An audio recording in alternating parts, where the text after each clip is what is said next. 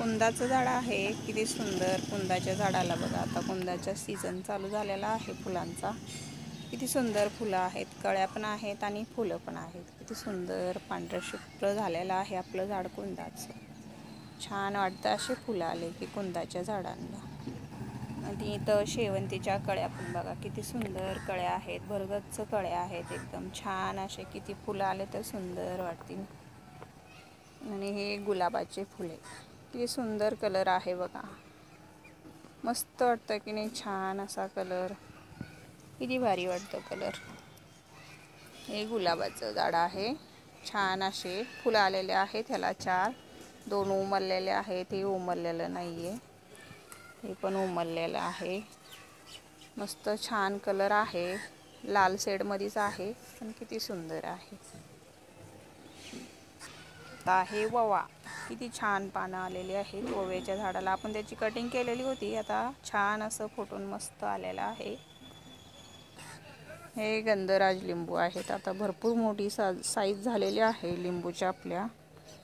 छान अशी मोठी साईज झालेली आहे लिंबूची, भरपूर लिंबू आहेत छान असे बघा. किती सुंदर मोठे लिंबू व्हायला लागले, गंधराज लिंबू. हे जास्वंदाचे पिंक कलरचे फुलं आहेत बघा, किती सुंदर कलर आहे. आणि 4-5 फुलं आलेले, 6 फुलं आलेले आहेत. पिंक कलर आहे सुंदर असा, छान वाटतो. ही आपण गंधराची कटिंग लावलेली, छान सुंदर आलेली आहे, मस्त लागू झाली आहे आपली कटिंग. आता छान झाड आपलं तयार होईल. तर आहे गुलाब.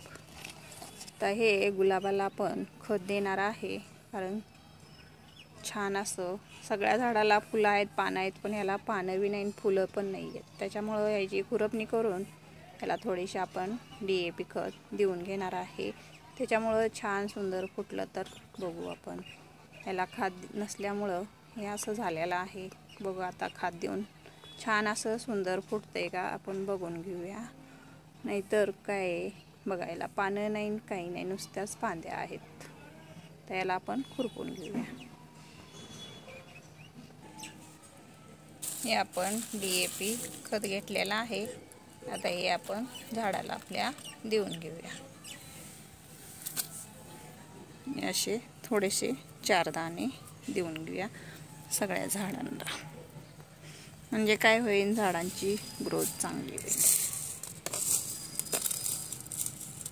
थोडेसे आपली DAP घालून घेऊया झाडाला.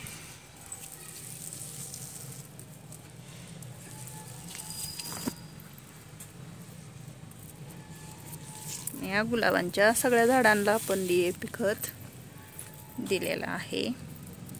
तर याला आपण वरून पाणी देऊया, म्हणजे काय होईल, पाणी दिल्यामुळे झाडांमध्ये खत मिक्स होऊन जाईल.